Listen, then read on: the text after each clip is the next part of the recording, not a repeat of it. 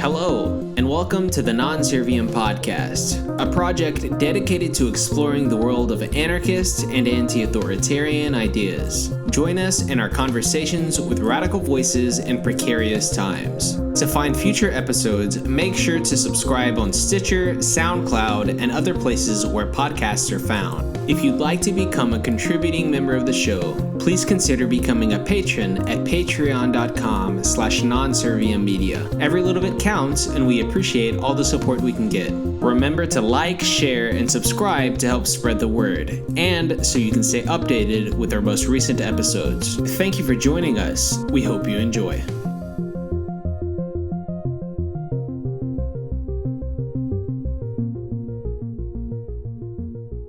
Hey there, everyone. Thanks for tuning in to our second episode and first interview for the Non Serviam Podcast. I'm your host, Joel Williamson, and today I will be speaking with a sharp guy by the name of Jason Lee Byas. Jason is a fellow at the Center for a Stateless Society, a PhD student in philosophy, and writes on various topics such as prison abolition, war, and radical liberalism. Jason, welcome to the show. Thank you. Glad to be here. I think you and I might have similar upbringings. So why don't you talk a little bit about your background and maybe how you got into your current political worldview?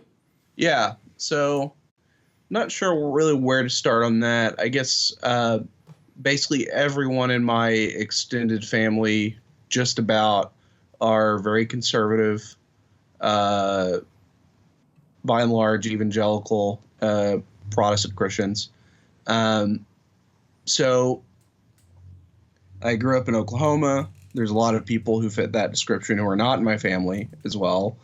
I guess in addition to that, I might add, so my parents, especially my dad, have always been really involved in kind of local politics. Mm-hmm. I would also say that beyond just being involved in politics, my dad has an interest in kind of politically related things.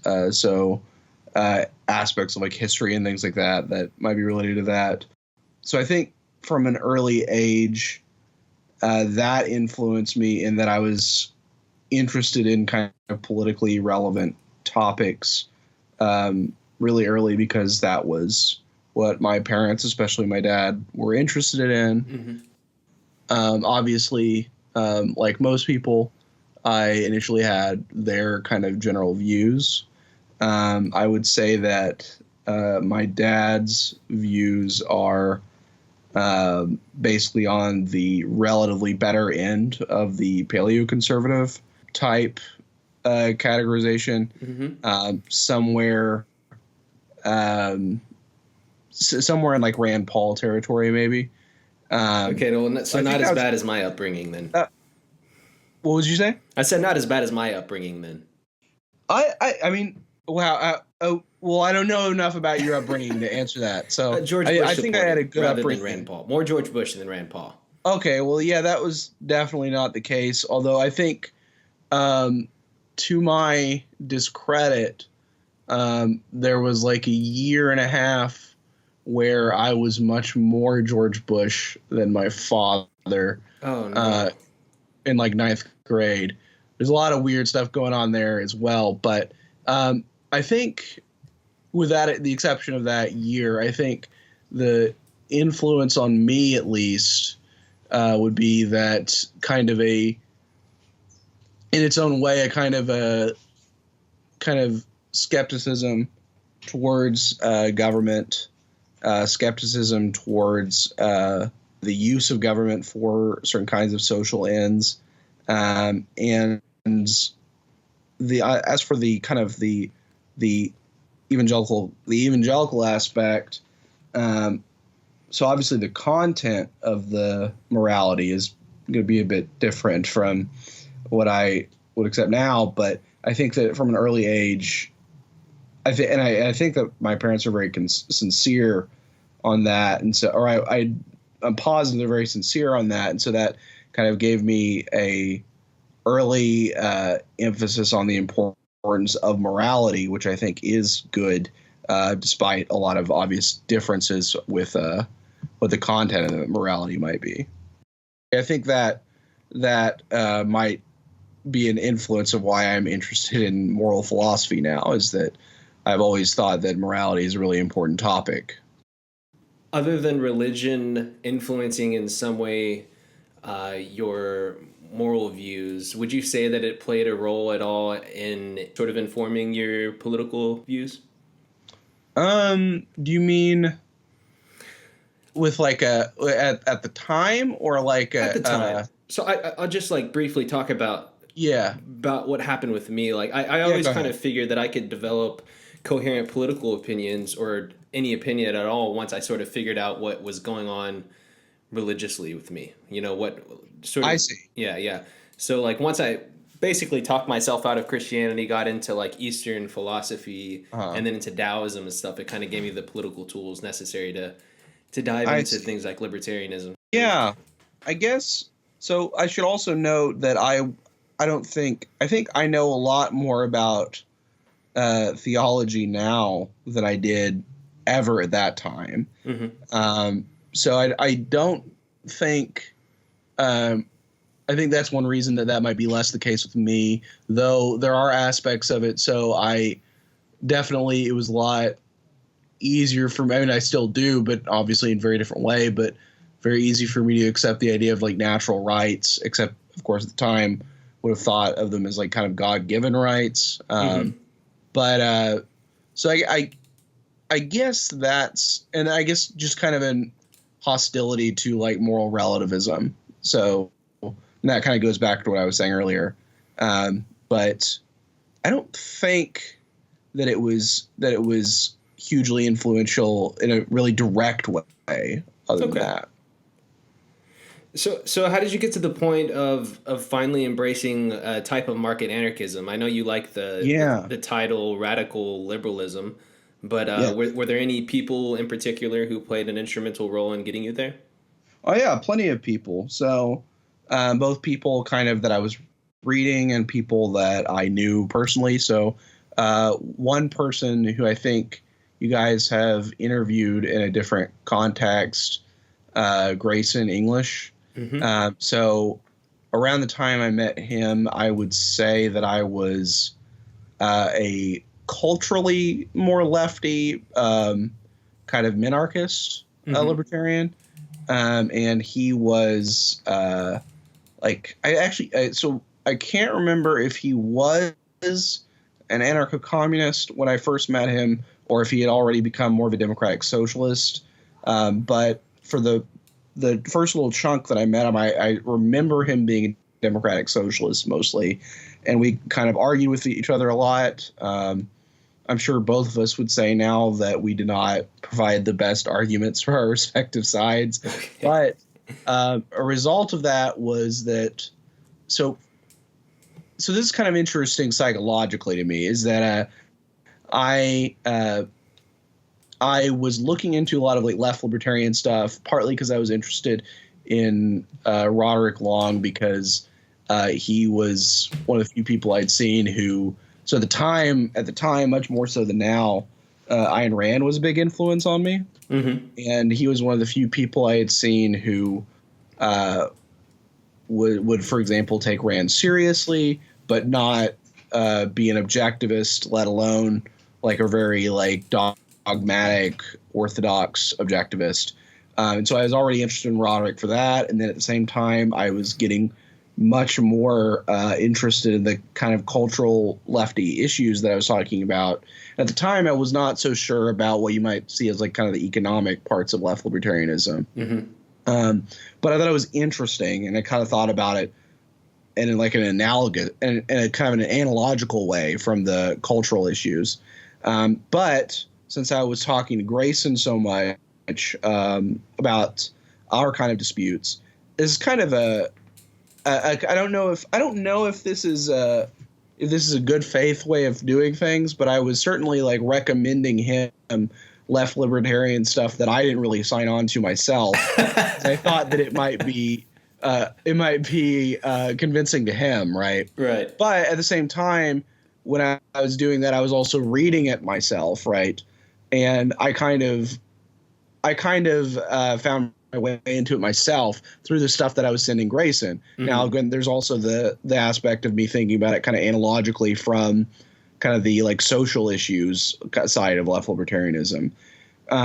So I guess that's where I got into left libertarianism, and then I was briefly like I would say like an actually like fully blown like left libertarian, like in the C4S sense, but not an anarchist for a very brief time. I'm not really sure how long that would be. So something like kind of like Chris Gabara maybe, but then I was but given that everyone at C4SS, for example, was an anarchist, that made me look kind of more into the anarchism stuff again. I had kind of circled around anarcho-capitalism for a long time. So like I had been kind of like a paleo-libertarian at one time, although not with some of the what I would say is like the worst aspects of that.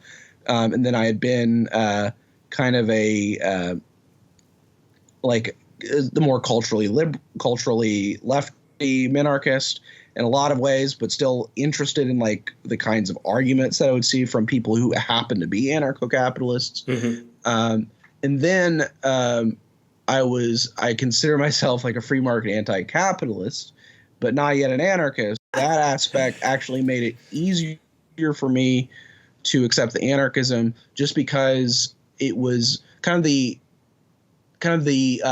what's I'm looking for, like the emphasis on like diseconomies of scale, for example. Okay. Made it more plausible to me that you would not end up with collusion from a bunch of private security agencies that would just become a new state, for example. So especially influential on me on this is a short article that I think was originally a blog post and then expanded into the version it is now in Markets Not Capitalism, called Let the Free Market Eat the Rich by Jeremy Whalen. Read it, yes. Which emphasizes the ways in which kind of like market mechanisms, and specifically, and I think this is really crucial, not socializing the finance of certain kinds of protection mm-hmm. has a kind of wealth dispersing effect that the night watchman state is itself regressive, basically. Sure. And so that was a really major push for me, specifically because it convinced me that you wouldn't end up with kind of collusion bringing about an even worse state. And I mean, I had also been kind of tentatively convinced of kind of the moral case for anarchism because of stuff like the Roy Childs letter to Ayn Rand, mm-hmm. stuff like that. But I guess that would be the big push was something like that. Okay. So nowadays you are comfortable identifying as a radical liberal. What the hell is radical liberalism? Yeah. So I think radical liberalism is, I think there's a lot of people who do not have my views who I would say are radical liberal. And so I think when I first became a left libertarian, I was also I don't think I ever was very like, I had always like a negative association with the word liberal, but for very different reasons over time. It seems right? like most people do. Yeah. So obviously, like when I was much more conservative growing up, all those sorts of reasons, and then just kind of more generically libertarian, just kind of using liberal to mean progressive, right?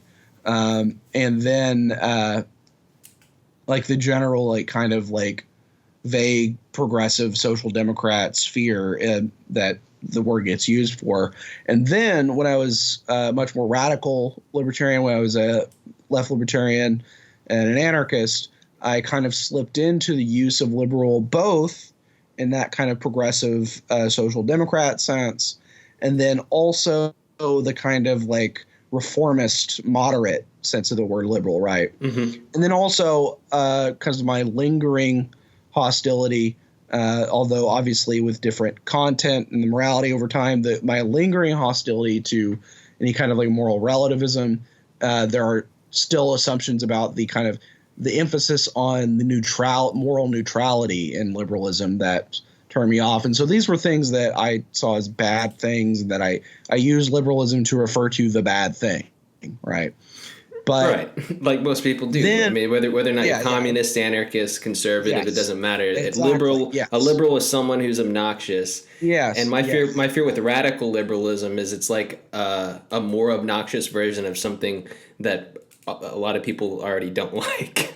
Right. Yeah. So your mileage may vary, but so the long story short on that is that after kind of a lot of the political winds that started brewing in around 2015, not just Trump, the Trump phenomenon, but him included, certainly also a lot of libertarians who defected all the way into like the far right, and then also kind of left libertarians who dropped the libertarian part, and either became like some sort of social anarchist at best, or some kind of, and not just social anarchist, but the kind of like very like decidedly like not anarchist without adjectives, like more communist than anarchist type of social anarchist, right, specifically, or worse than that, into actually like Marxism or the more authoritarian kinds of communism. And so this started to really worry me. And I realized that so I had seen people specifically like Roderick Long and Don Lavoie, who's a big influence on me, although unfortunately he did not write nearly as much as he could have since he died kind of young, who would sometimes refer to libertarianism as a radical liberalism. And I saw that as kind of at the time, as kind of like a trivial thing. Like, okay, yeah, so like classical liberalism, you think like Locke, Montesquieu, a bunch of other figures like that. Then the more radical version of that is libertarianism. So radical liberalism, okay, whatever, right? Yeah. But at the time, I was thinking of that as a lot of the kind of the more what people might think of generally as like kind of formal political positions of like rights, markets, things like that. But at that time, I was starting to, again, like 2015 onward, starting to realize that there's something a lot more substantive that's important about liberalism that I think gets lost, that I think at least certainly got lost in a lot of the expressions of libertarianism in the second half of the 20th century and into now, is that there is an importance of the emphasis on openness, on the emphasis of kind of mutuality and a respect of that seeing the importance of knowing that the social world is not zero sum, that if people are acting rightly, that there's a natural harmony of interest, that there's no brute conflict in human life. But of course, there is a reason that liberalism has all of those associations to people of various kinds of radical or not liberal bents. And it really is, for a lot of people, either a kind of just like moderate milquetoastness, or it really is associated with the kind of the progressive social democrat side of things. Mm-hmm. And the reason for that, I think, is because liberalism, for various reasons in the 20th century, kind of got fractured into being the sort of thing that moderates other commitments. Specifically, I think it became something that moderated a lot of kind of social democratic or progressive commitments. There's a reason that the progressives today are not nearly as bad as the progressives of the early 20th century, that they're not typically as full-throated on the social engineering side of things, to the point of, for example, eugenics, is because they really did digest a good deal of liberalism.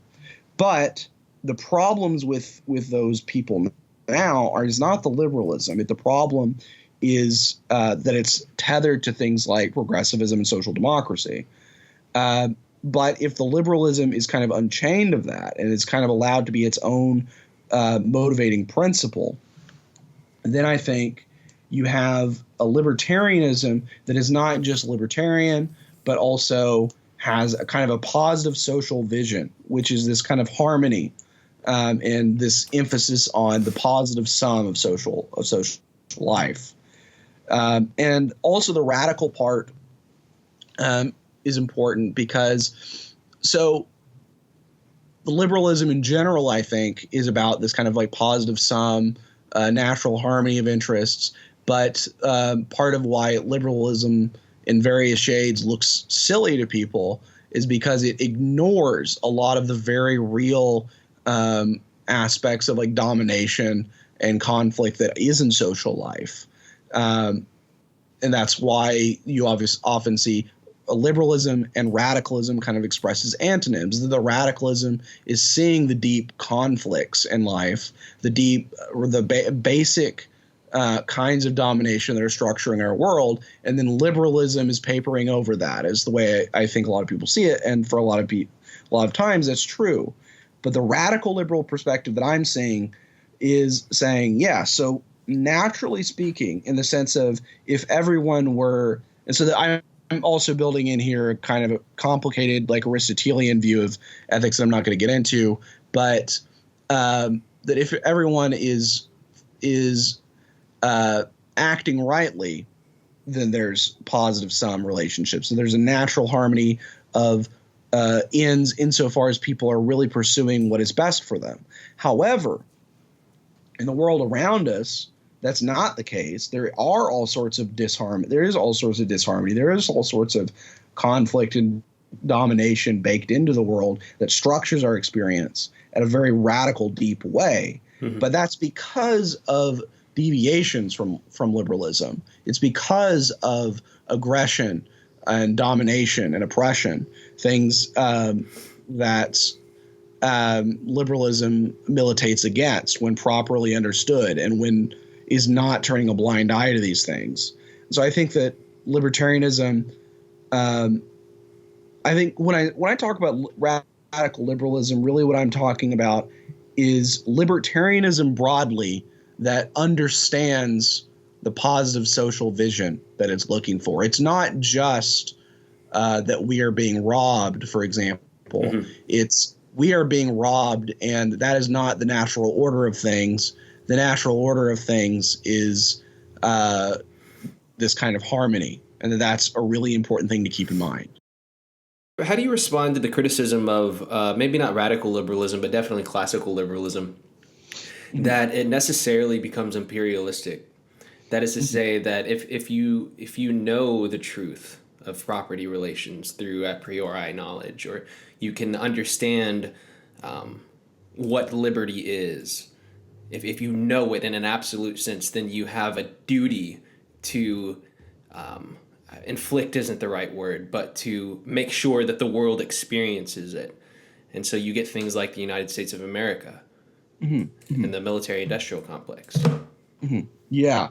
So there's a lot going on there. So I think certainly liberalism has been connected historically to certain kinds of imperialism, right? But so there's a good book that touches on some of these topics that I keep meaning to read by Jacob Levy, who I think would not like to see himself put in any kind of radical camp, but that he draws out what I think is a good distinction between a kind of liberalism that focuses on kind of the problems of the kind of liberalism that's focused on pluralism on a bunch of different kinds of communities versus the kind of liberalism that's focused on freeing individuals from repressive communities. And there's problems for both of these, and the connections to imperialism, colonialism, that's certainly part of the kind that sees itself as freeing people from repressive communities. And he thinks that you can't ultimately resolve that tension. But I think I'm a lot more optimistic on this, and I would say that doubling down on the radical aspect of liberalism, it reminds us that these kinds of imperial ambitions go against a lot of basic kind of liberal common sense, right? That you're not you're still focusing on kind of reshaping the world in a certain way through brute force, right? Which you could argue is a break from what liberalism actually is saying. Yes, exactly. Yeah. So, and especially when you get into kind of the not just the moral aspects of liberalism, kind of the positive political economy of liberalism, then you're going to have all sorts of ways in which, even if in the abstract, right, that something might be justified. So for example, let's say that that the United. So let's say, for example, that the United States was able to just go into, for example, Iraq and depose Saddam Hussein and actually help create like an actual liberal democracy that is sustainable, right? So I don't think that we would be wronging Saddam, and this could be done without any casualties to anyone other than the people directly upholding the Saddam Hussein regime. So I don't think that the Saddam Hussein regime has a right to control the people in Iraq. So I don't think that if you got rid of all of the practical problems, all of the collateral damage, so on and so forth, I don't know if there'd be anything morally wrong with that. But of course, that's virtually impossible, to the point of being laughable, right? Right. Not only because of the war-related issues, that there is going to be collateral damage. You are going to be harming people who are not the oppressors. You're also going to be harming the people you're nominally trying to help. But also that for institutions to really get off the ground, institutions to really stick, they're going to have to come from below. They can't be imposed from the top. That's a major general lesson of liberal political economy. I think one group of people who are very good at this on this are the people who are in the kind of the Austrian wing of the Mercatus Center crowd. So Pete Leeson has a paper. I do not remember the title of it. I will try and remember it to you and get back to you so you could put up a link to it or something. Mm-hmm. But basically saying that cases where foreign governments try to come in and, for example, clean up the property rights systems of developing areas, that they tend to make a mess of things because there's typically already robust property norms that just don't make sense to the foreign Western, typically people trying to clean up those property arrangements, and that tends to end up in what is really just a kind of theft, and that respecting the institutional diversity of those kinds of norms should lead us to want the reforms there to be more from within. So I don't remember what the original question was here specifically, so I think we might have gone a little bit far afield. Can you remind me again? My original question was how do you respond to the critique that liberalism is necessarily imperialistic? Oh yeah. I don't think there was a question really in between. Just very quickly, though. Very quickly, then one thing I might say.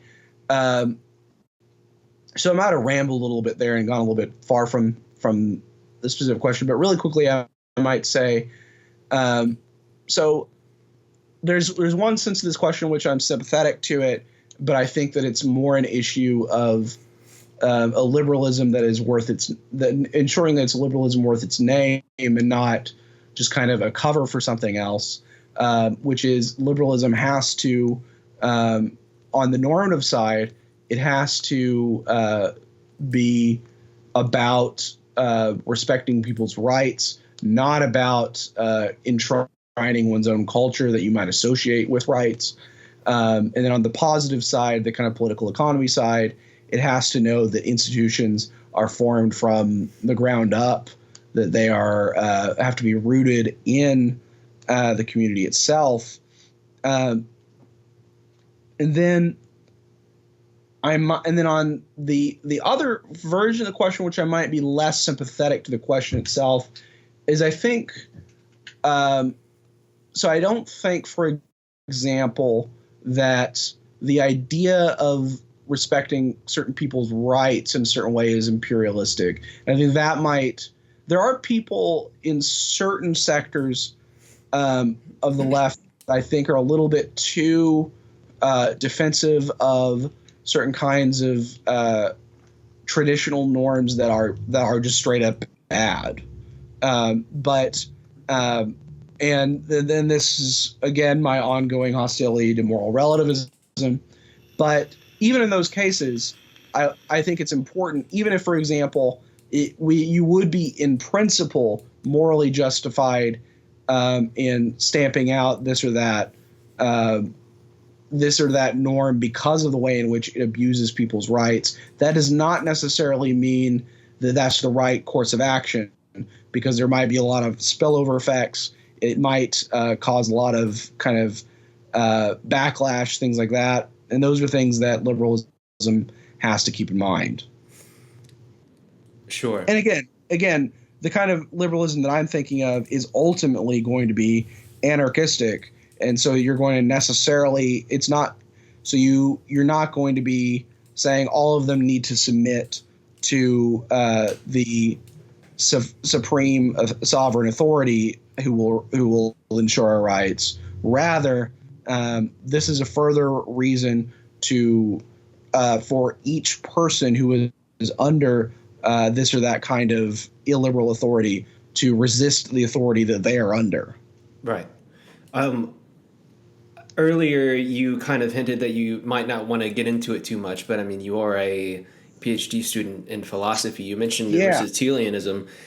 My question is it possible to be a radical liberal without being a moralist? Yeah, so there's a couple different answers to that question. One friendly, one probably less friendly. So the friendlier answer is yes. So I think, for example, all sorts of people who I would classify in this kind of broadly radical liberal perspective. So, for example, Benjamin Tucker, in the vast majority of his writings, is certainly everything I've found where he really is talking about ethics.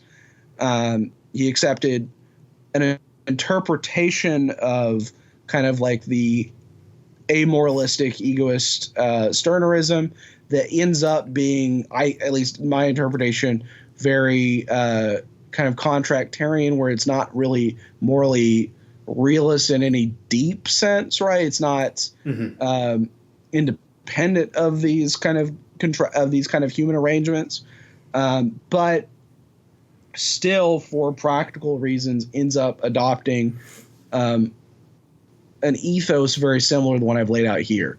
The less friendly answer is still yes, practically speaking, but I'm very skeptical that anyone really taken seriously, and this would be a part of why I would be a moral realist to begin with, is that I'm skeptical that anyone can really be a moral anti-realist when it comes down to it. Because that's not really as much about the radical liberalism as it is about people in general. Well, let's get into that. Let's get into the morality of it. Doesn't moral realism require a commitment to a moral universalism? Yeah, I would. So, well, actually, technically no, but the kind that I would want would, yes. Isn't the burden of proof on you ultimately? And isn't, I mean, couldn't universal morality be destroyed essentially with one example to the contrary? So what do you mean by what would you mean by an example? So, like, let's say taking like an Aristotelian approach, which turns into something like, let's say, like the non-aggression principle or something. Mm-hmm. Like all I would need to do is think of one exception to that rule, where okay, I see, and then immediately, by definitionally, it's not universal. Yeah. So I don't think would be not universal. That would just be not absolute, right? So it would still be. It's not like it's true for me that the non-aggression principle holds, but it's not true for you or for these other people. It's rather saying that this is an exception to the non-aggression principle. The non-aggression principle is not absolute in some sense, right? And so that I don't think that moral realism. So maybe moral realism might be committed to a kind of absolutism once we understand all the nitty-gritty of what the moral principles really are, right? Mm-hmm. But so there's no reason, I think, to assume that we already understand the basic that anyone already has the fundamental kind of principles of morality, even if or not even if, but especially moral realism is true. In the same way that we don't understand the most basic fundamental facts of nearly anything else. We don't understand we're not assuming that we already know kind of the one grand theory of any kind of physical science, right? Already, right? Mm-hmm. There's a reality out there, and the fact that there is a reality out there that is not just what we've decided gives us reason to assume we don't fully understand it yet. So maybe if we had like the full theory, the full like grand unified theory of ethics, like the true one, then that we might have reasons for absolutism. But knowing that our understanding of morality is not automatically going to line up perfectly with moral reality, actual moral reality, there's no reason to think that we already know what the absolute principles are. So our kind of best guesses, those need not be absolute. And my own view on this is that implies that there's something more basic there that we haven't fully grasped, but that our best understanding so far is getting us in the direction of. Now, you're saying something about burden of proof. So I don't know if this is the direction you were taking it, but one thing that a lot of people will I think that I do think a lot of people think is, well, there's a certain sense in which if you're claiming that there is this moral fact, for example, then you're claiming something positive, right? And then the person who denies it is claiming something negative. You don't have to prove a negative, right? And so therefore the burden of proof is on the moral realist to establish morality from the ground up, right?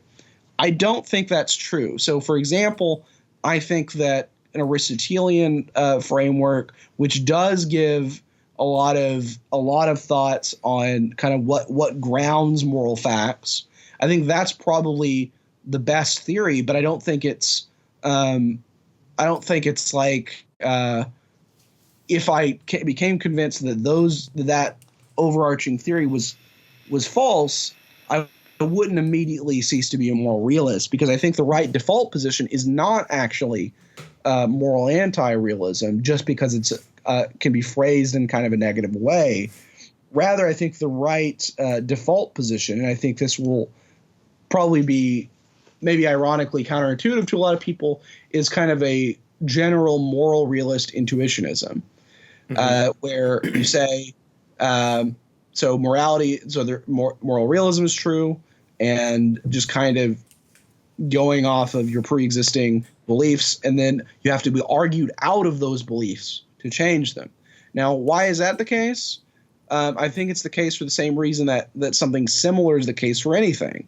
So I don't think so. For example, a lot of philosophers like Kant have tried to have really elaborate proofs of the external world and things like that. I don't think you actually need any such elaborate ground up kind of proof of those sorts of things to believe in kind of common sense facts like the external world or the fact that today is not the first day in cosmic history, right? I think the fact that just unambiguously, it seems as though that is the case, is sufficient justification until you have a reason to believe otherwise, because that's the way that we come to believe anything. Yeah, that's what's interesting to me. Yeah, go ahead. Sorry. It seems it normally comes down to it seems as if. And that's usually the language that I speak in, sort of like a radical agnosticism, if you will. And if things like that, I mean, are agnostic, then they're not knowable. In other words, if we're basing like sort of fundamental primary concerns solely on intuitions, then it seems like a good direction to go, maybe a project worth exploring. Mm-hmm. But isn't it? I mean, what do you make of the? Oh, okay. Yeah. Yeah. So I don't think you have to establish something beyond any logical possibility of being false to say that you know it. I think that it's perfectly reasonable to say, I know this, but I also accept the possibility that what I'm saying is false. I accept as a logical possibility, it is logically possible that for example, I am dreaming right now or something like that. But I also think I know that prove, right? So right now. What'd you say? We couldn't prove, or in other words, like if we want to take go down a solipsistic route or something. So annoying. So what's funny about this is I do think you can prove it but I don't think that proof requires the kind of unambiguous knockdown, like there's no logical possibility of error here. Totally. No, yeah. So, I mean, the way I usually respond to is it seems as if I do exist and people outside of me do exist, therefore it's probably so. Yeah. So this is something, so Michael Huemer, who some people might be familiar with for his political stuff, but is also, I think, a very good epistemologist. So his position is what's called phenomenal conservatism, and basically the view is, I'm probably going to botch this, but basically the view is that that other things being equal, it is reasonable to assume that things are the way they appear to you, and that doesn't mean that you can't look out for the possibility of error. It doesn't mean that error is impossible or anything like that, or that you should never consider very strange ways in which your perception of reality is flawed. It's just saying, look, like until you have a reason to believe otherwise, like, and not just like the logical possibility, but an actual positive reason to believe otherwise, you are justified in thinking that things are the way that they seem to you. And it seems inescapable to think this, because I don't know how else you would come to know anything, right? I'm with you. I follow you. I'm just being pedantic on with the definition of knowledge. Yeah. No. I mean, these are debatable things, obviously.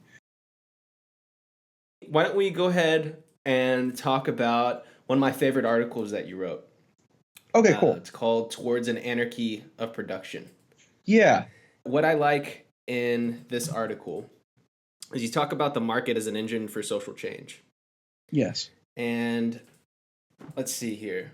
I've got the zine here, actually. I think I got it from the Alliance of the Libertarian Left Distro or something like that.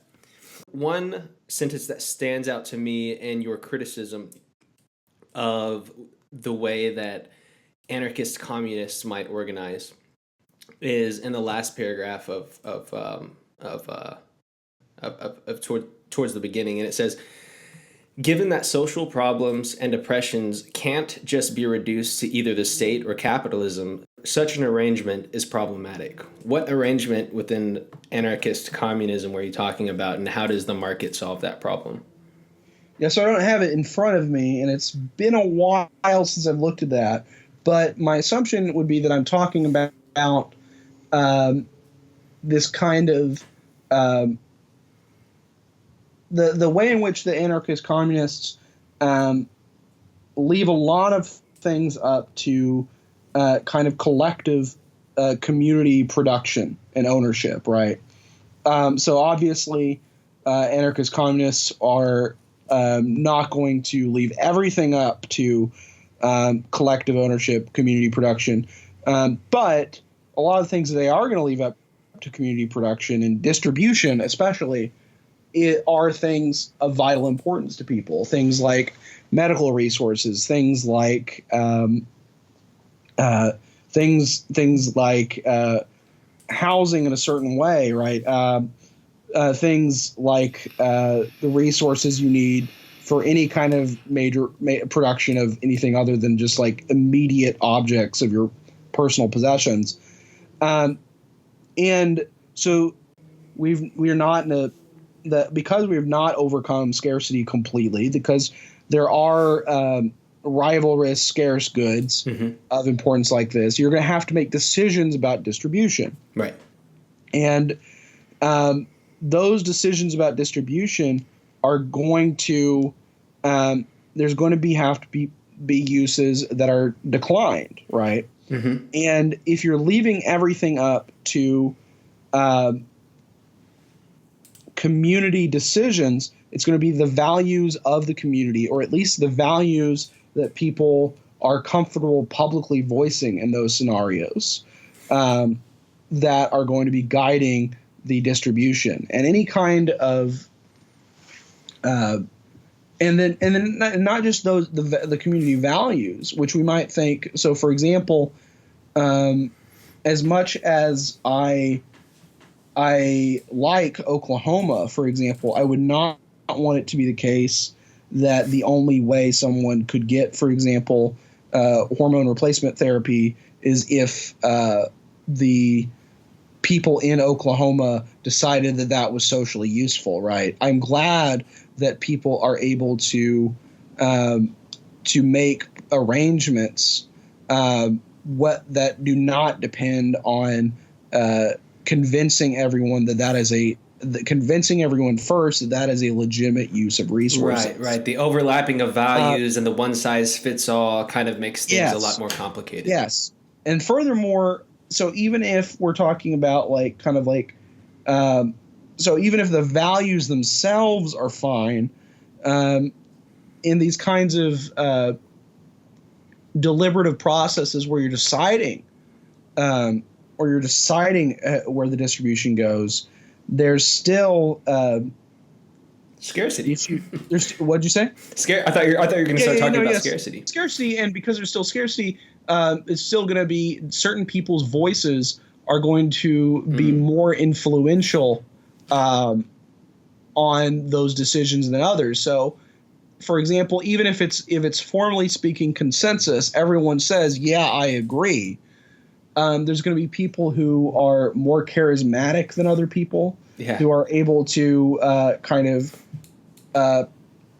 who are able to steer the distribution in the way that they prefer, and someone who is on the losing end of that kind of arrangement, they might formally say, "Yes, I agree," just because of the social pressures, right, to go along, but they still might end up on a decidedly, objectively speaking, like losing end of that arrangement. And that's before we even get into other kinds of that's even if we're just talking about charisma, right? Personal charisma, and not things like implicit biases, right? So you don't think that social capitalism is legitimate when it's on a voluntary local level? Oh no, I think that I was joking, but Oh, okay. So, I see what you're saying. Yes, but yeah. So I think that these kind of consensus arrangements, things like that, and gift economic arrangements, which I haven't really talked about because it's easier to talk about it in this way, but these are perfectly legitimate forms of social organizing.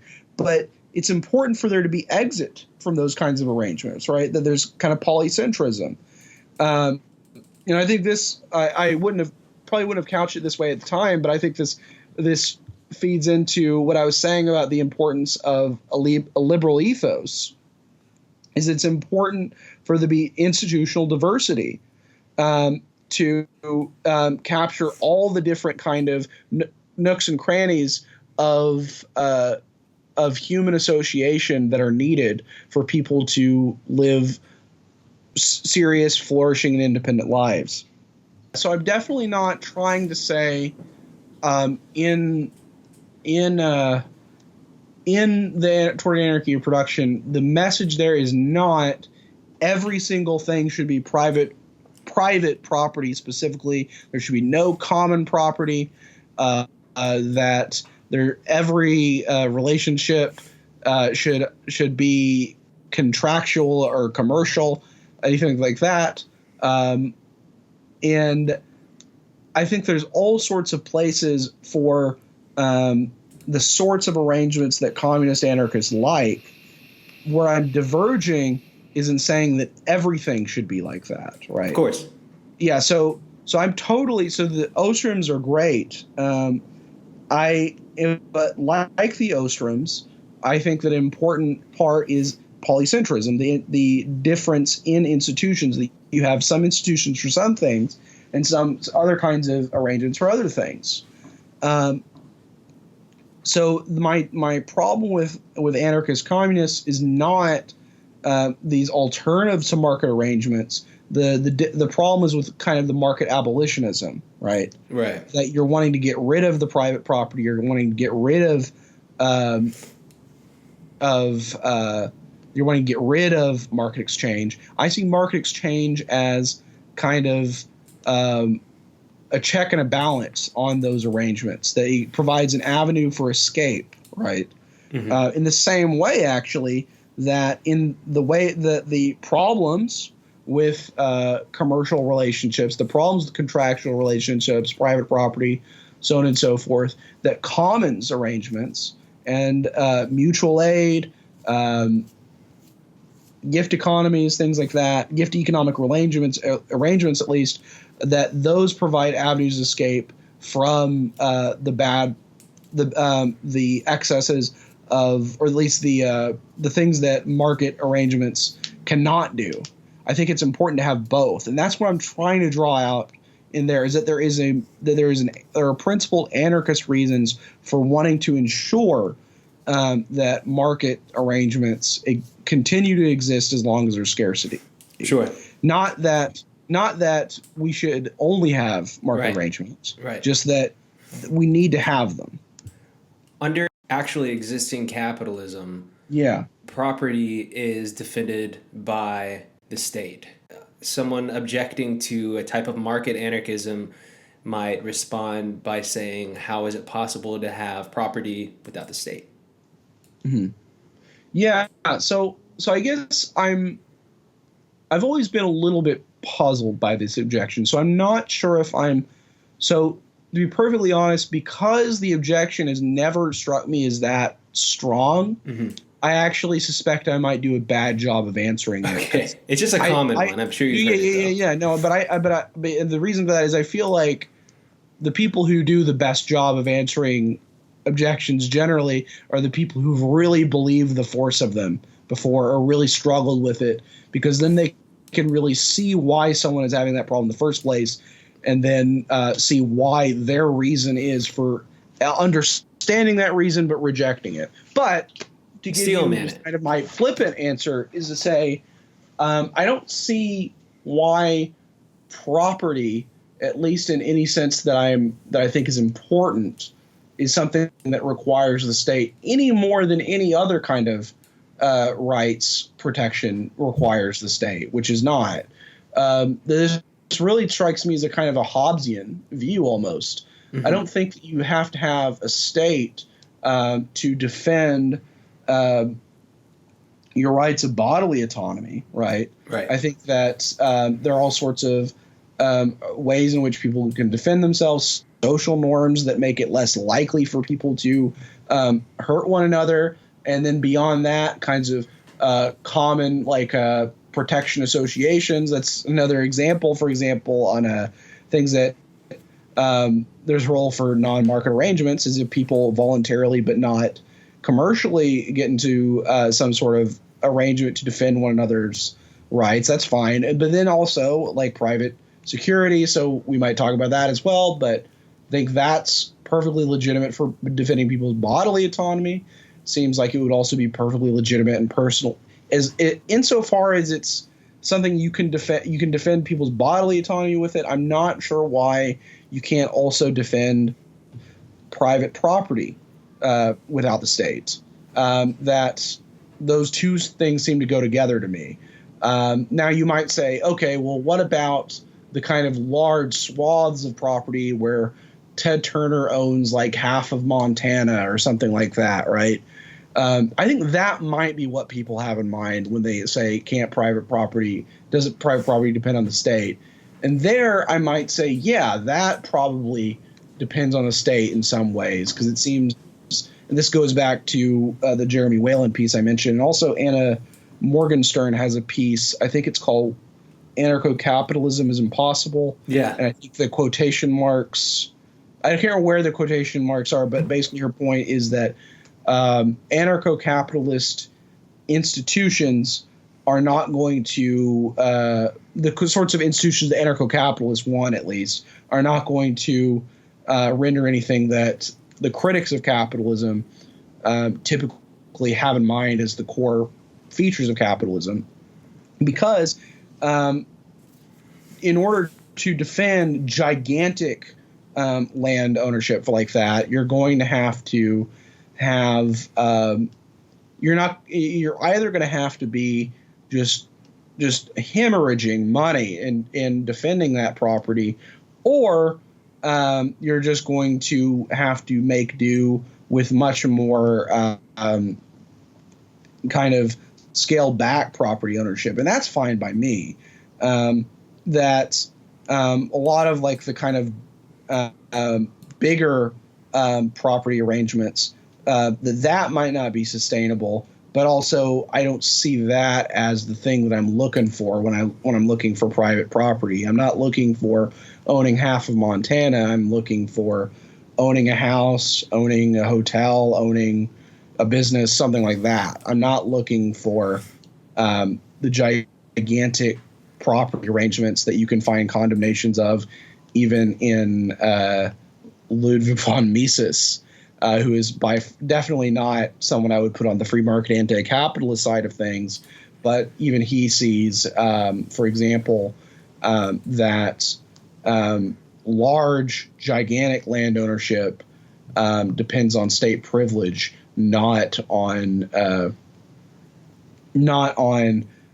just ordinary market processes. And so again, to the extent that it really is an objection to market anarchism, I'm not sure I really understand the objection, so I might not be the best person to answer it. But I hope that gives some thought on where I'm coming from. Oh, yeah, definitely. Well, speaking of free market anti-capitalism, I was wondering if you could talk a little bit about what a wage system is and the ways in which capitalism shifts the bargaining power towards capital and away from labor. Yeah, so like in the last question, I'm going to have to preface this and say that I might not be the best person to answer this sort of question for two reasons. One, I think those have been areas where I just haven't done the research as much as some other people. Also, I think I was a lot more focused on those. Not that I'm not interested in these things anymore, but I was a lot more focused on them just in terms of what I was reading and arguing and things like that a few years ago than now. But just to give you my general thoughts here. So I think that there's a kind of a classic distinction that even anarcho-communists used to make and some still do when they're being careful, that you could find in Alexander Berkman, for example, between wage labor and the wage system. So the difference between a wage labor and a wage system is, so wage labor is just you're working for a wage, whereas the wage system is where it's not just that an individual case or a bunch of cases of people happening to work in a wage labor job, but rather that that's not a real robust choice in some sense. So it's not voluntary, we might say. Mm-hmm. Some sizable, distinguishable chunk of the population is under the choice of either work for in a wage labor arrangement or suffer some very crippling form of poverty, right? Some kind of the extreme ends, starvation, right? That's normally, I would say, what people from the anarchist left think of when we talk about markets. Yeah, and so wage system, I think, is a worry. I don't think there's anything. So there might be certain dangers with wage labor simpliciter, right? But there's dangers with just about any kind of social interaction, right? Mm-hmm. But I don't think there's anything inherently wrong with wage labor. I think the wage system, that's a legitimate worry. Now, the wage system, I think it's worth noting that a lot of the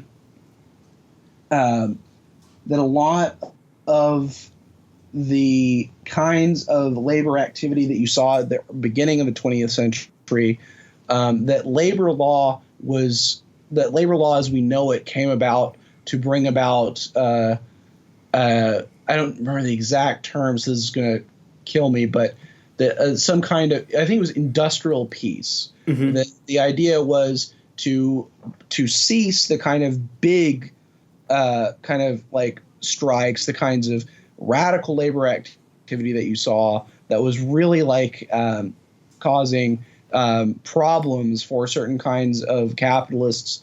That's the reason that a lot of labor regulations came onto the scene, and that those labor regulations, once they came about, those influenced the structuring of unions as we know them today and their large bureaucratic morass. And I think that if you had actually a free market free of the regulations that are preventing more kind of radical labor activism, then that's going to be a real kind of check and balance on the authority of management and the authority of capitalist owners, right? Mm-hmm. And I think that also, if you have the kinds of commons arrangements that anarcho-communists, for example, are right to want to champion, though again, I think not as full-throatedly as they do, but they're right to champion them in some sense, that if you have that kind of thing, like a non-state social safety net, that you can create a robust set of checks, both internal to working relationships in the forms of serious unions, and outside of those relationships in the sense of mutual aid networks that make it the case that you're not really facing the choice of work for this job or you're just shit out of luck, right? Mm-hmm. Yeah, and then I mean an additional aspect of this is, and then this is going to seem like a cop-out answer, but I think it's a real part of it. But I'm positive that the people who are going to have this worry are going to see this as a cop-out answer. But I really do think it's relevant. Is that increasing economic growth makes it the case that the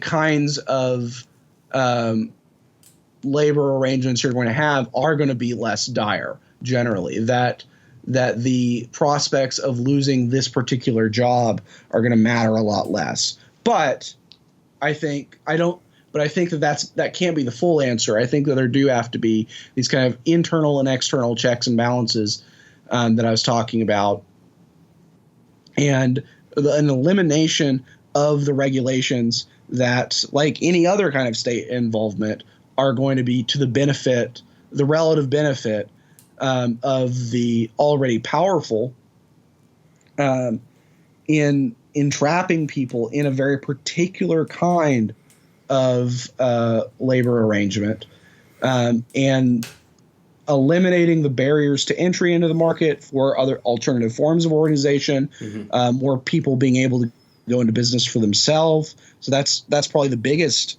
thing being held back by just regulatory burdens. Right. And then furthermore, not just going into business for yourself per se, but also kinds of worker cooperative arrangements, having a large web of serious alternatives at people's disposal. Basically, the option is have enough alternatives at your disposal so that when you say, well, if you don't like your job, you can quit. So that sounds perverse. That is perverse in the current arrangement. Right. It's a rationalization under capitalism. Yes.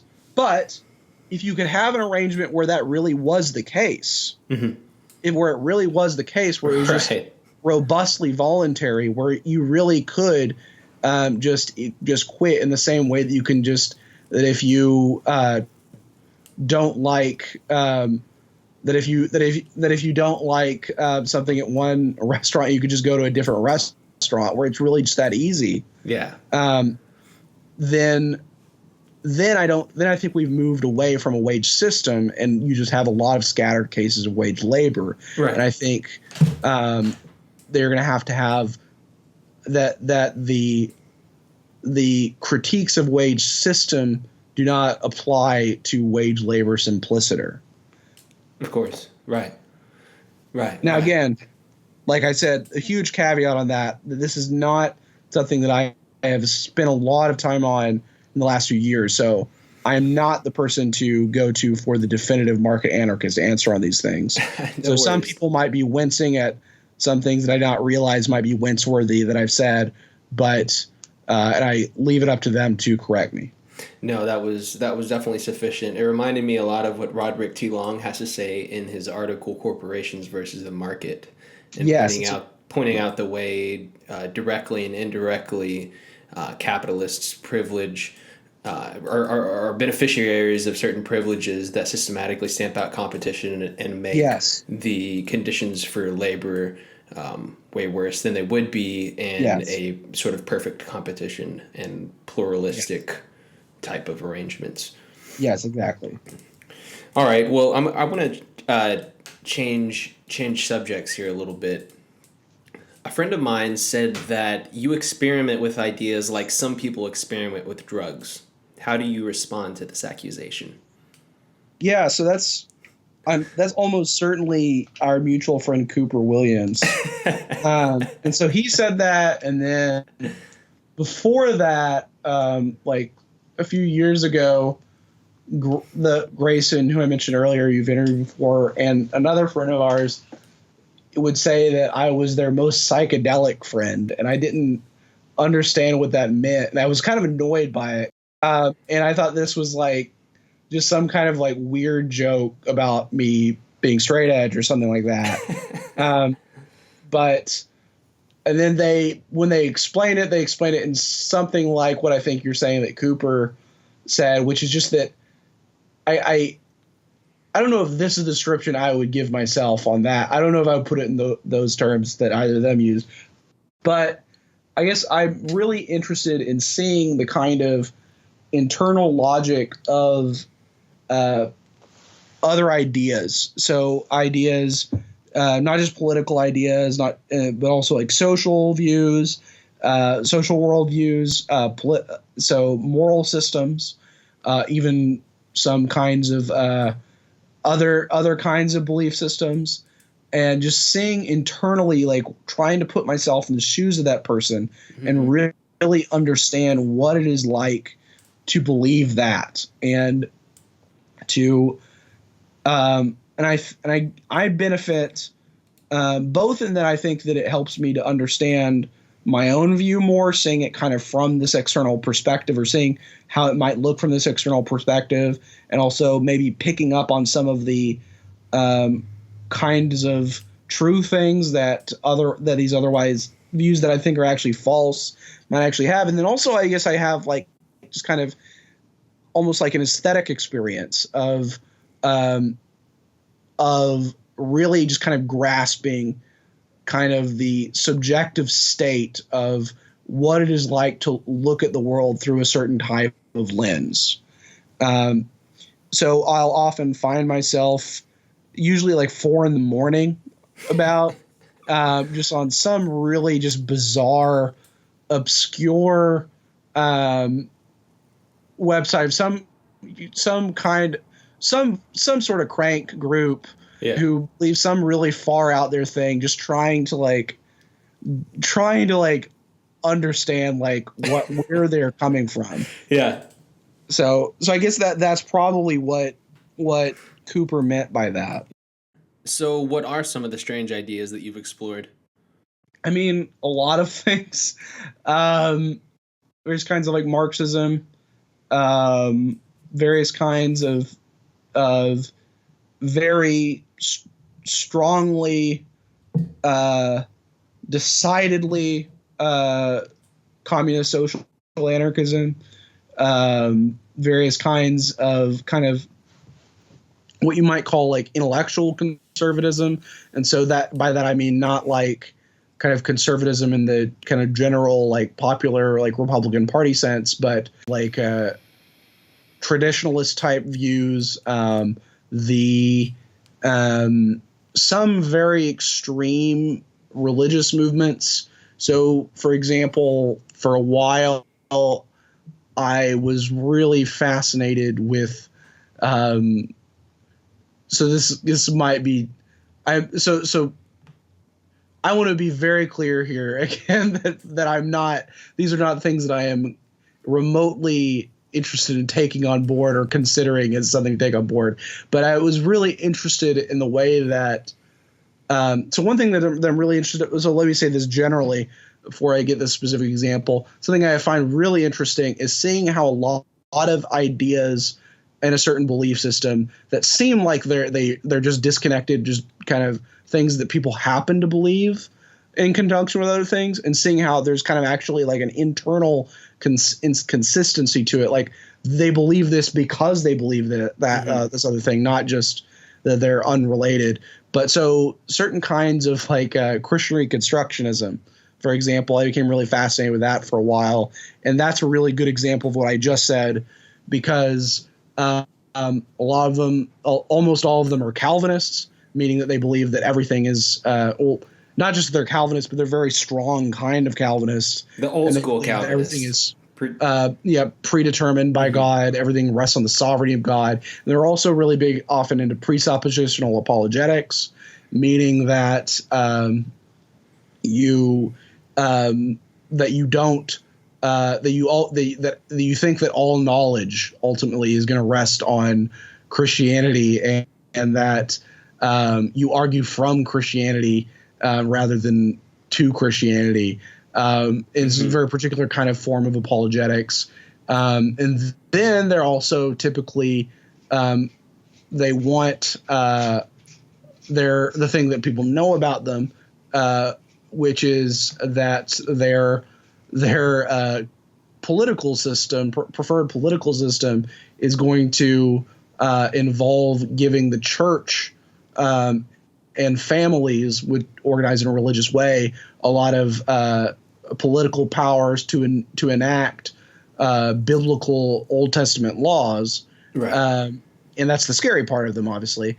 And what the scariest part about them, obviously. And then also a lot of them are just divine command theorists about ethics. Mm-hmm. So these seem like they're all just like really disconnected views. But then you look into them, and really all of them are tied back to the same central notion of just this utter dependence of everything on God. all of that is that politics completely depends on God. Morality completely depends on God. Logic completely depends on God. What happens in the universe completely depends on God. Mm-hmm. But those sorts of things. So just using Christian Reconstructionism as an example of when I'm interested in really like just bizarre views is seeing the internal consistency of it and seeing how ideas go when they're taken to their logical conclusions. And sometimes that's going to be useful in other ways. I'm not sure that I've gained that kind of usefulness from the Christian Reconstructivism stuff, but sometimes it's going to be useful in the sense of seeing it. So sometimes this might leak into the hate reading aspect. So is that sometimes seeing like the kind of repugnant, so particularly repugnant belief systems, that when you find the really like core motivating feature, especially if you can find something as core and motivating as the Christian Reconstructionism and the sovereignty of God stuff, I think that's an extreme example of how much everything depends on that and how much everything's interconnected through that. But when you can find something like that in a belief system that you have good reason to think is just truly repugnant, then you've also kind of sussed out, you've kind of discovered a principle that you really want to avoid, right? Or that you realize how destructive this idea is, or at least how destructive this idea can be interpreted in a certain way. So, for example, like a lot of people, and then this relates also to what I was saying earlier, like a lot of people in a post 2015 world, that I become a lot more concerned with far right fascist groups than I have been in the past. And one thing that the alt-right has that's different from a lot of kind of earlier, at least in the last several decades, white nationalist groups in America, is that they try to present themselves as an intellectual movement, that they have like actual ideas. They're not just spewing hate, right? Mm-hmm. Or just kind of just reactive impulses of people they don't like. And to the extent that they do try to kind of actually put on ideas on the table, I found that like just spending way too much time like just kind of listening and reading and trying to understand what they actually believe. I can relate to that. Yeah. That drew out to me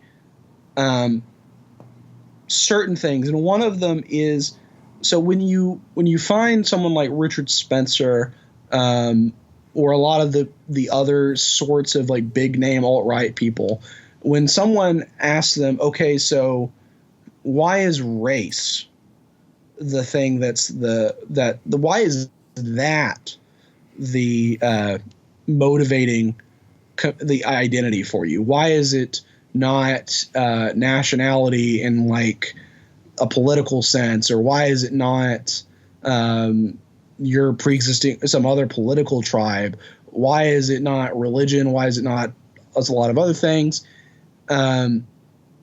They often will kind of scramble and not really have an answer, but in their most transparent moments, they will confess to you that there's something arbitrary about it. And often they'll even say, so often a lot of not just often, but overwhelmingly they're going to be like race realists, like believers in a really strong kind of biological notion of race. But when you find them talking on outlets that are not really for public consumption, so when you're in the middle of a long interview on some racist podcast for racist by racist, right? Then they'll say things like that.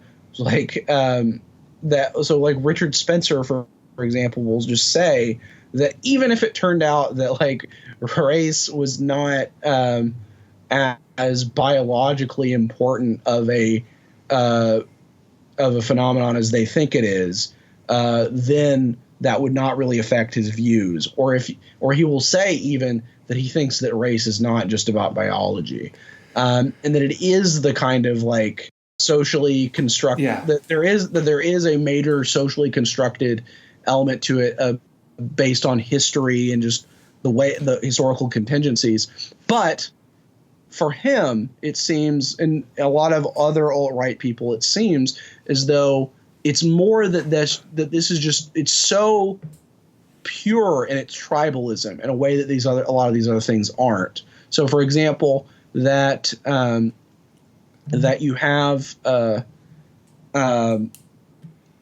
have religion. Well, that's not going to be purely tribalistic, because the religion's going to have its own kind of moral principles, its own kind of metaphysical system, its own views about salvation, so on and so forth. Political systems obviously have all sorts of principles that don't reduce to tribal arrangements. Nationalities, it's going to have even some, not principles per se, but some kind of contingencies that are not just the tribe itself. Whereas race, more so than anything else, really is just a classification system, right? Mm-hmm. And it is exactly because of its arbitrariness that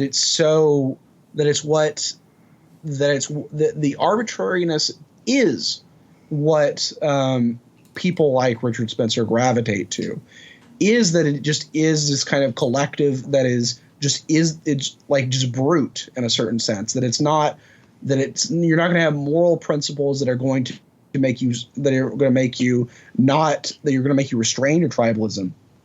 It's just that.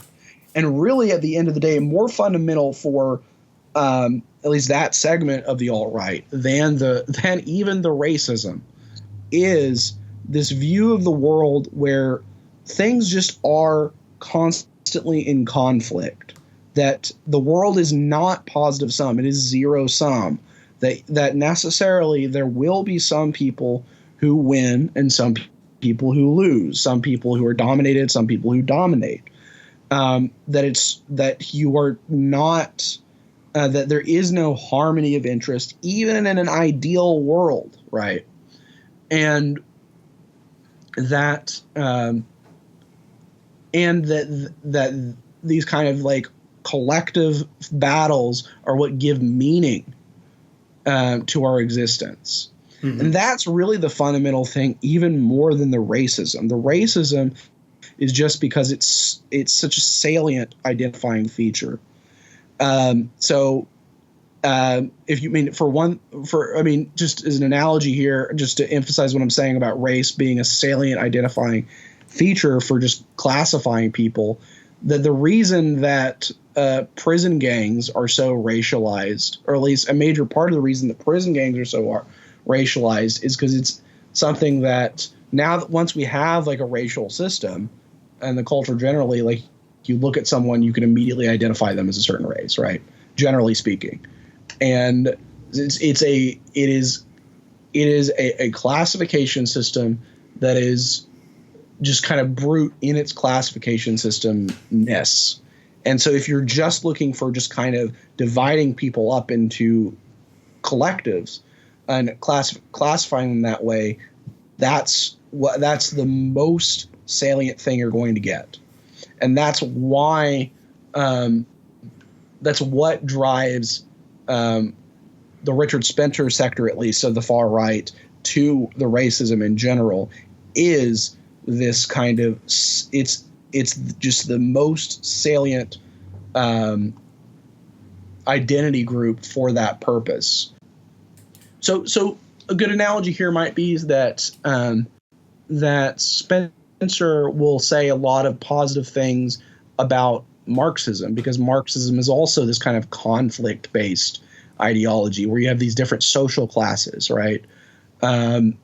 Where there's the proletariat versus the bourgeoisie, things like that. And he sees the left generally as this kind of conflict-based thing. So in his view, of course, like cultural leftism is going to just be other kinds of like of racial identitarianism, the oppressed, whatever. That's his obvious way of viewing it. But his reason for favoring the kind of far right racist view is because he will say that Marxists or the left or in general, right, can never win. And what he means by that is because there's still this kind of moral, kind of like quasi moral or moral attachment to the people who are being oppressed. It's still not to the group itself, right? It's not just 100% undiluted. This is the group. This is our team. There's nothing more to it than that. We just want to win. And this is one of many major takeaways that I've had from really trying to delve into that kind of way of thinking. Mm-hmm. And I think that kind of just this holding up that mirror image and just saying that, and this is why I would say, and so what I'm about to say sounds like something that someone might say just to make their worldview sound good or something like that, or just kind of like a meaningless generality. But I really think that racism of that kind of like ideological racism is even further from the spirit of libertarianism than communism. And I think really delving into it really drew that out for me, because it drew out what is the identifying feature. What is it? The identifying feature of that kind of worldview? It's this tribalistic, conflict, amoral worldview, whereas the liberal worldview, as I'm saying it, is this kind of moral universalism, this kind of very like positive sum-centric thing where conflict is not what drives the world. The absence of the cooperation, collaboration, that is what drives the world. Mutual aid, mutually beneficial exchanges, that those are real.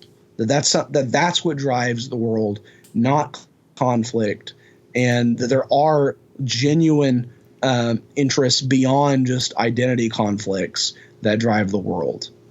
And I think if you really get into not just the things of like this or that Nazi gets an interview with CNN or whatever they say there, but what they say when they're talking to their own crowd is that they will clearly identify liberalism as the bigger enemy to them than communism even. Yeah. That communism is just kind of, this is the scary thing to people, and this is what motivates people.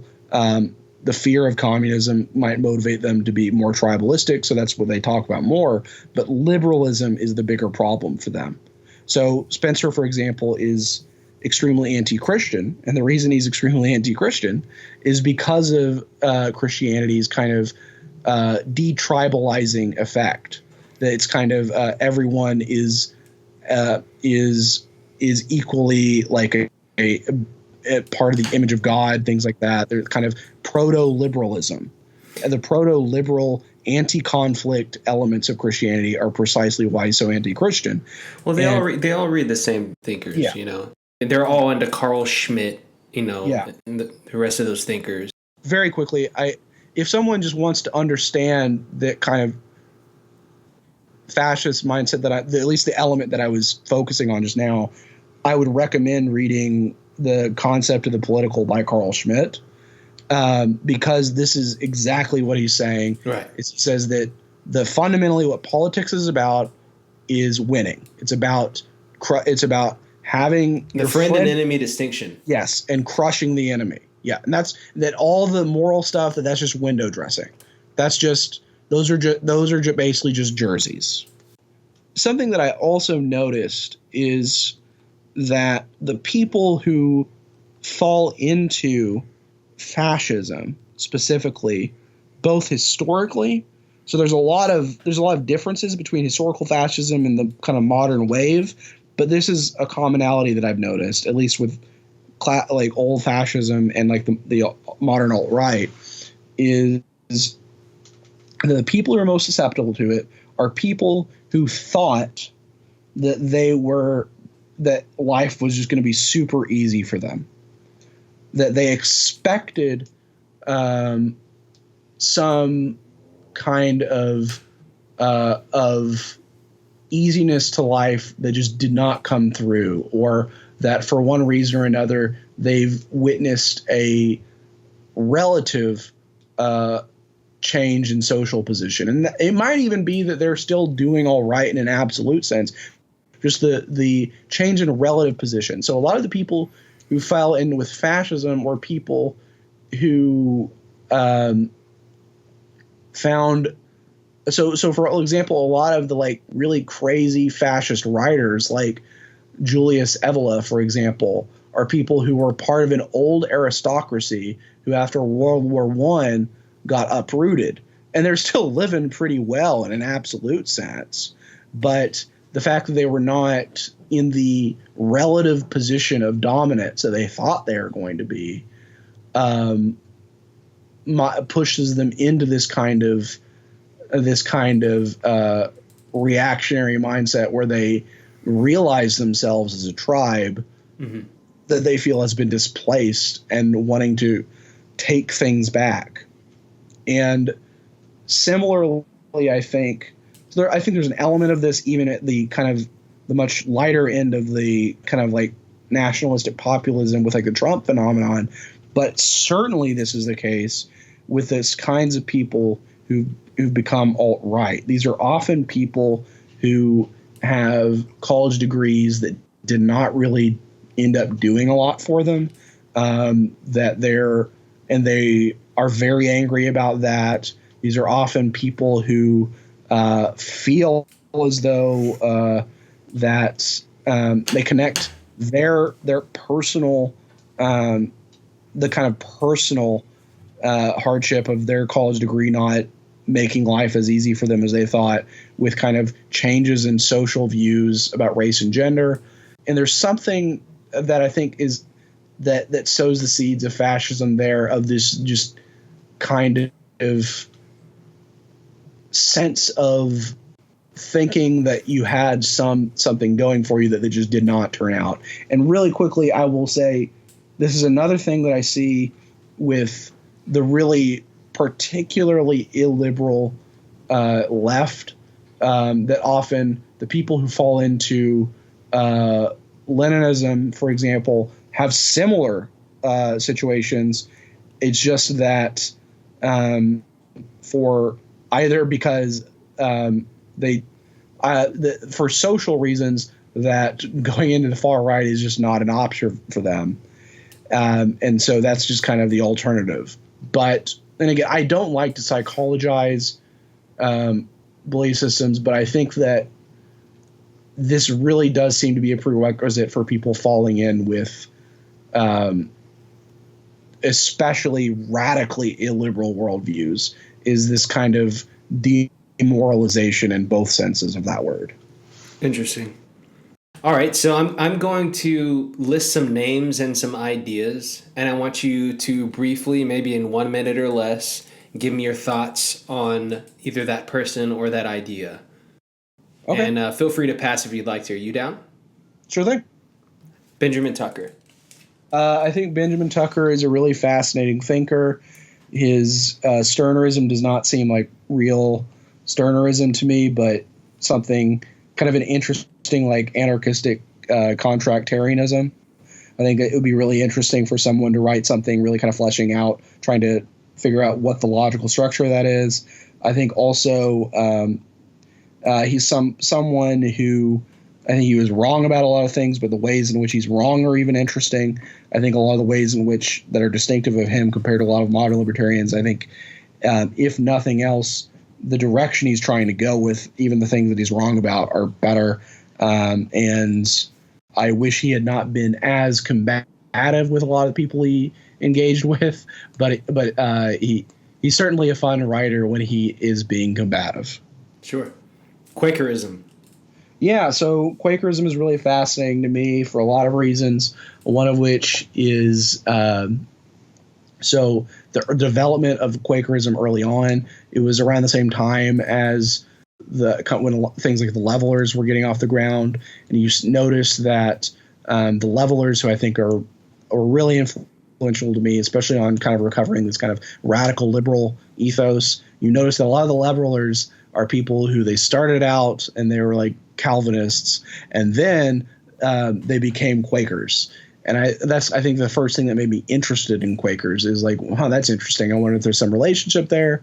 Quakerism does seem to me to be, I think, a particularly amenable religious framework for kind of radical liberal thought. Its emphasis on individualism. A lot of them would not like me to put it that way, but individualism, especially the elevation of the individual understanding of right and wrong, the inner light, not understanding, but the sense of what is the right thing to do, which they see as the direct communication of the Holy Spirit. And I think I have reasons because of the intuitionism that we talked about earlier of thinking that this is very good, whether or not it's true as in the theological terms. I think there's something there, and I think there's something to the fact that Quakers were a lot earlier than everyone else on being strong abolitionists of slavery and other sorts of social ills. And they're also, really quickly, because I know that this is going over a minute, but their method of decision making, I think, is a really fascinating. It's not consensus, even though it looks like consensus, but it's kind of like a morally charged semi-consensus of everyone believing that they're trying to collectively understand the will, the inner light, the direct working of the Holy Spirit. But I think it provides a really interesting model for decision making in kind of small groups. Trump. I would like to say I don't think about him, and to quote Rourke on that, but unfortunately I do think about him. And I guess I don't really have a lot to say. Other than that, it's just startling to me, even independent of his politics, how good an exemplar he is of moral vice. That he really seems to be someone who is not ever trying to work out a mutually beneficial exchange. Someone who's always looking at things as interpersonal conflict and trying to win those conflicts. And I think it's I just seeing how badly of a life that it would be to live as Donald Trump. I think no matter what material benefits he gets, is itself, I think, a really powerful moral argument. So, yeah. Nationalism. So I think we kind of touched on a little bit this when we were talking about the alt-right, but I think nationalism is a really destructive force. So I guess something we didn't talk about is other kinds of things that call themselves nationalism. So things that are not like things that are like oppressed groups kind of nationalism, or territories under the control of someone else kind of nationalism. So you might think like Welsh nationalism or something like that, as opposed to British nationalism. So I think that those kinds of nationalisms are kind of a fusion of two things, which is one, a good thing, which is kind of this tendency towards decentralism, secession, kind of opposition to colonialism or in ongoing imperial rule. That's all good, but I think that it often gets wedded to this kind of identitarian collectivism that I think is gravely problematic. And even if it's not that problematic in a particular instantiation negotiation at the moment. I think that it's the sort of thing that is the seeds of something that could become very problematic when it really got off the ground. So once you have the new territory, let's say that you win your nationalist struggle, then that identity group is the power group in this new nation. I think that's the seeds of a problem. Wittgenstein. One of the things that's interesting about him to me is that he'll often write in such a way, I'm thinking of his later work, which is really all I care about, honestly. But he'll often write in such a way where he kind of gives an argument that gives you a fork, where you could take this argument in one direction, or you could take it in another direction. But he doesn't actually say which direction he's taking it. And so that's led to a lot of radically different interpretations of Wittgenstein. So some people think that he's a highly skeptical philosopher. I think that is very much not the case. I think he was much more of an anti-skeptical philosopher than probably he himself even realized. All right, Jason. Well, what are your plans moving forward? You're taking the academic route. How might this relate to your efforts to further a free society? Yeah, so part of the reason that I'm interested in academia, hoping that goes well and everything, is not.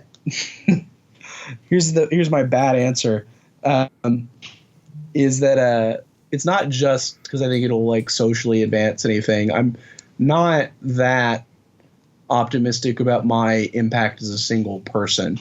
I really like exploring ideas. I really like developing my own ideas, trying to see how ideas line up with one another. That's what I do in my free time. I talked about doing that at 4 a.m. With really strange ones, and the idea of the possibility of doing that for a career is really appealing to me. But I do think that it's important for any kind of social movement to have kind of like critical reflection on its own ideas. And I think also that for a social movement to be sustainable, it has to have like a lot of conversation going internally about the ideas and how those ideas relate to one another, for people to kind of not get bored of it and to stay with it. Mm-hmm. So I think that even beyond like actually deciding what's the right thing to do or what's the good way moving forward, I think that's an important thing. Just that's developing ideas itself, developing conversation going. Mm-hmm. Also, I think obviously like you have to have the critical reflection in order to find new ways in which old ideas did not account for new situations, or old ideas were not fully consistent with something. And I think academia, because that's the whole job of it, it gives certain people a place to spend their full time on that if they're doing that correctly. Also, I will say, I think that there's a lot about academia structurally that is bad, and part of that I mean morally bad. I think college as we know it, the role of college in society college education as we know it in society might be a major injustice, because I think for a lot of people that they don't really need a college degree to do what they want to do, in the sense of they need the information they get there, but they need it socially because it has become expected of them, right? Mm-hmm. And I think forcing people to, even if college was free, for example, even just forcing people to take this time out of their lives when they could be doing something else, and submitting them to this kind of authoritarian structure for that period of their lives, I think is unjust to people. But I still want to be a college professor, hopefully.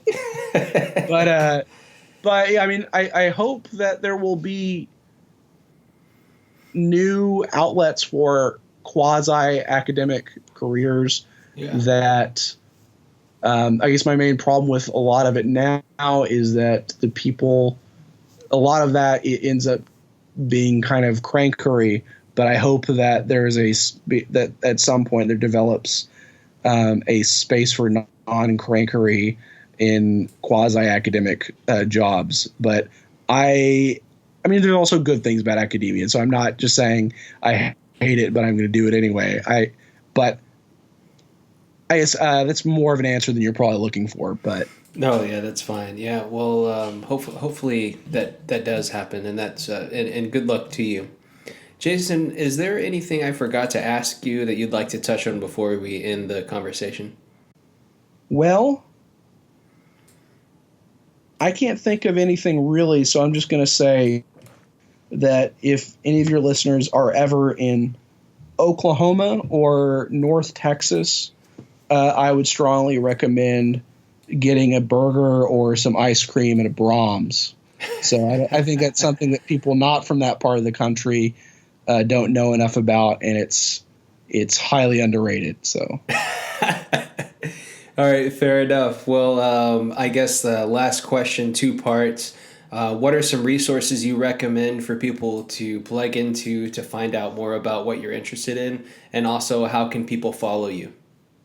Okay. Yeah. So right now my Twitter is locked, but that's for a very particular reason that will probably not be relevant in the next few months. And also I'm basically accepting pretty much every follow request. So if the Twitter is still locked at the time that you're hearing this podcast, go ahead and try to follow me if you can. It's just Jason Lee Byas, BYAS. And then my articles, just about all of them would be on c4ss.org. So the Center for Stateless Society. So that's c4s.org. And I think that's about it. Okay, cool. Well, thanks so much for joining us, Jason, and I look forward to this episode coming out. I do too. I hope I did not ramble more than I realized. No, you were fine. We'll talk to you soon. Sure thing. Bye.